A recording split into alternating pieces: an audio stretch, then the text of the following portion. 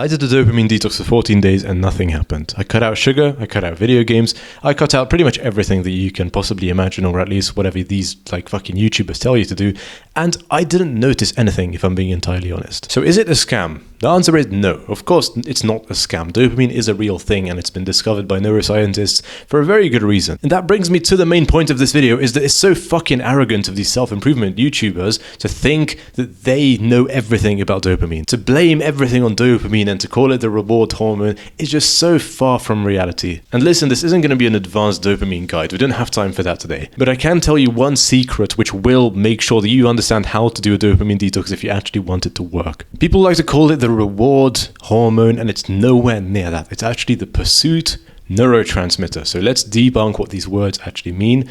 Pursuit basically means that it's pumped when you're wanting something, whether you're just having the thought of something itself or whether you're actually on the pursuit to acquire something physically.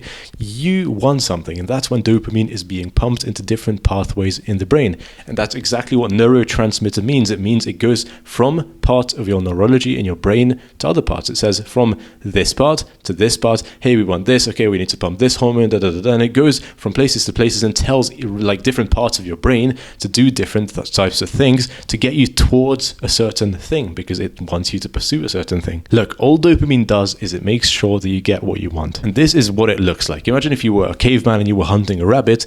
People imagine that it would go up when you get the rabbit because you're happy. It's the reward chemical. Nowhere near the case. It's actually like this. You see the rabbit first, your dopamine goes up. Oh, that would be nice to chase. And then you start chasing it and you get closer. And then, it stagnates a bit. But you get even closer, you see the rabbit, and holy shit, it just disappeared behind a tree. It goes down. Oh shit, the rabbit's there again. And you catch it and you land a spear on it and you kill it and you violently murder it. And then you take it back to your home and then it trails off slowly.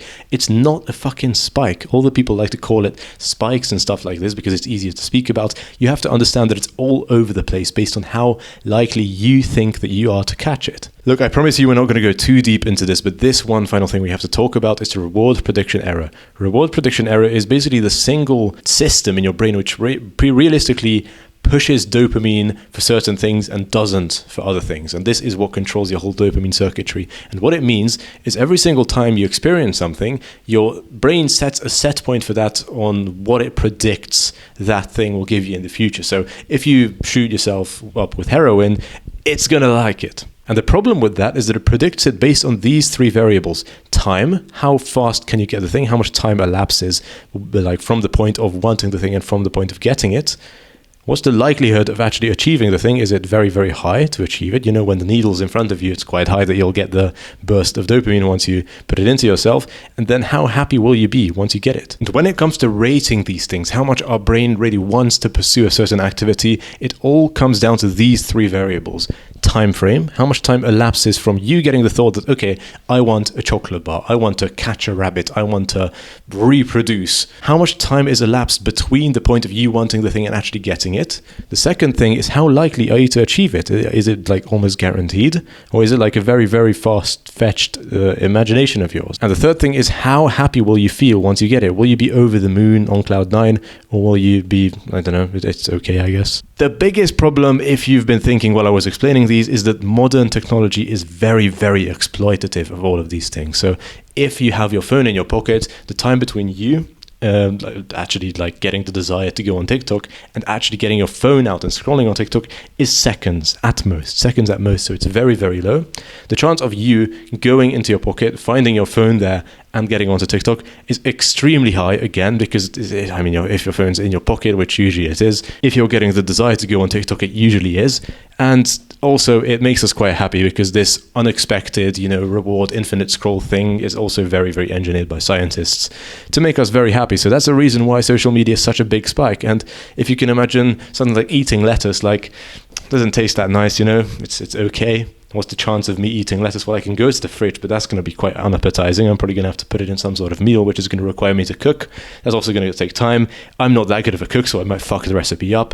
Maybe there's not even lettuce in my fridge, and maybe it might make me sick. I don't know. Maybe it might be expired. Who knows? There's a bunch of factors that come in these real world things. And maybe if we go back to catching the rabbit, how happy will it make me? Very happy, because it's very important for my survival. How likely am I to catch it? I don't know, maybe 60%. It's nowhere near 100, that's for sure. And how much time is going to pass? I don't know, 15 minutes? Catching a rabbit isn't that easy, you know? So it's, again, even though it's literally the prerequisite of me staying alive, I need it for survival, it's still not as appetizing, it's still not as appealing, rather, than going on TikTok. TikTok's going to give me this burst, and catching the rabbit, maybe this burst at most, but even this is an exaggeration. Or rather this one, the red one, sorry. That brings us to the focal point of this video, which is going to be dopamine history. Dopamine history is basically the concept of your brain remembering what sources got you dopamine. As we said in the previous point, there's 3 main factors, and once you do that, reward prediction error is the main circuit which controls our desire for certain dopamines, sets in, and it sets a certain prediction on the next time you're going to do the activity on how enjoyable it will be. And if it doesn't disappoint, which, I mean, spoiler alert, TikTok is never going to disappoint because it's always the same thing pretty much, it's always guaranteed, it's always in a short amount of time, it will always make you happy, then you will always get this big burst of dopamine from it. Now let's slow down for a second and analyze why this is a problem. Dopamine history says if your brain has these reference points, and if it can remember in the past that you had these occurrences, every single time you try to read a book, which is only like a 1.5 times dopamine instead of a 4x. Or if you eat lettuce, which might actually be below baseline, you know, it might be just like 0.8x because you don't actually like eating lettuce. Every time you do one of these things, which is like the good things, right? You're not going to be motivated to do it because these instances, your brain will be like, why? Why the fuck would we do these if we can do this?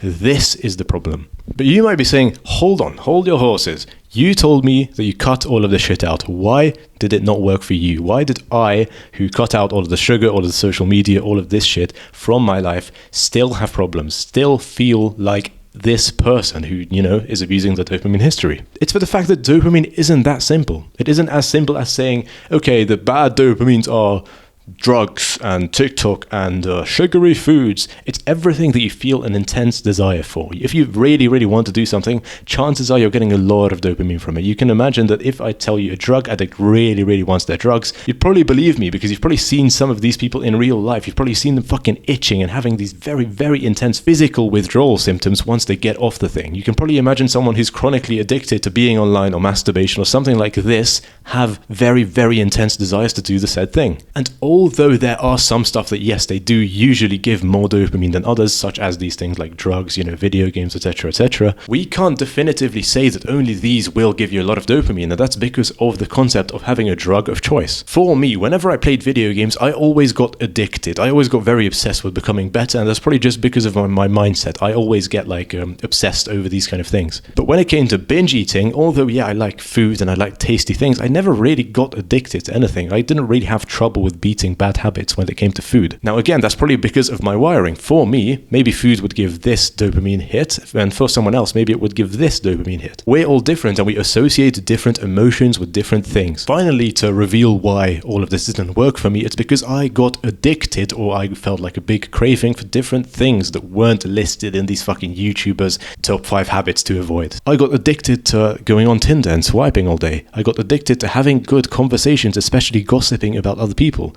I got addicted in a funny way to getting paid. When I saw the Stripe notifications on my phone, that also pumped a lot of dopamine. I was like, okay, we got to get the next one. We got to do at least 20, bro. Notice how these aren't necessarily bad things, especially like these ones are not necessarily bad things. It's just these I get a big craving for. The way to dopamine detox above all else is to list out every single thing that gives you a lot of dopamine, everything that you feel compelled to do. List everything out just like I did here, for example, and everything that is a bigger reference point than what you want to do needs to go. Anything that gives you a big reference point, like TikTok in this example, has to go because it only will make your brain go like, wait, hold on, why are we doing these things? It won't know that these are good for you. It doesn't really care about that. Evolutionarily, dopamine was a great indicator of what's worthwhile and what's not. When you ate the berries and it made you survive, or when you killed the rabbit and it made you survive, it was a very, very good feedback loop, and you know, your brain remembered that, oh shit, this is worth doing. But now that all of these synthetic things like TikTok and methamphetamines and, you know, refined sugars, these are in existence, and the scientists have figured out a way how to engineer them to make them as dopaminergically appealing as possible.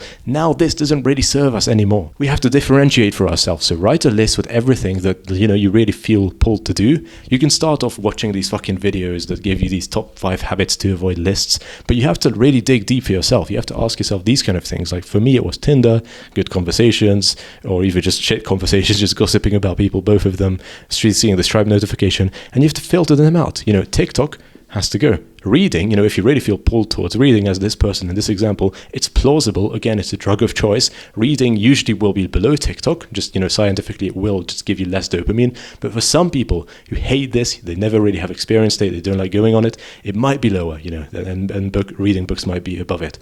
It's a very, very specific case, but it might happen, for 1% of the population. Gossiping, I don't know, you can decide if that's a good thing. It's probably not. That has to go. Weed has to go. Video games has to go. And then, talking to friends, maybe that can stay. That's kind of nice. Alcohol's to go. So, we're not really getting rid of dopamine. That's also something that gets flung around like dopamine is a bad thing. No, it's not. You just have to teach your body what dopamine is to crave by elimination, eliminating the things that are higher than what you want. The problem that you might come across if you do this, if you cut out all of these things, is that these thoughts, to play video games, to smoke weed, might be coming up for a reason. And although you shouldn't do the things necessarily, if you completely ignore these thoughts and where they're coming from, you might get into some inner turmoil and you might not end up being consistent. If you want to dig deeper into this topic, I just made a video about it. It should be popping up on screen. It's basically how to fix yourself, how to be on your own side again, and how to win the war within you.